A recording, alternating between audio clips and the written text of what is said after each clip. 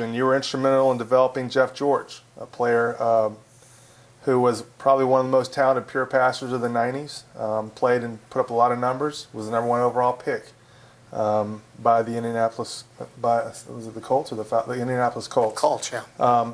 But also a player who had some character and personality issues that may have shortened his career, may have played a role in kind of shortening that. How many questions did you get from scouts on his leadership and off-the-field behavior when he was being evaluated for the draft? And how did you handle these questions? Did you feel obligated to tell basically everything, warts and all? Or were you more loyal to the player because you'd worked with him closely? And can you do both? How did you handle that? Well, my personal approach was that I would be as honest as I could to answer any questions that are given me. I would not volunteer information that would be negative to the player. I would more than likely volunteer information that would be positive for the player.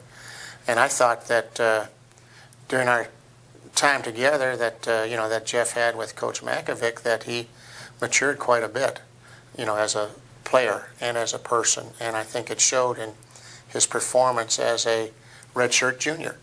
Because remember, he came out a year early and could have stayed another year, but the opportunity was right, for him personally to leave at that time. And he made a great deal of progress in regard to, his redshirt sophomore and redshirt junior year. So I never had any qualms about how he went about his business as a junior. Okay. I thought he learned as a sophomore, capitalized as a junior, and put himself in position for the consideration that he got. Mm-hmm.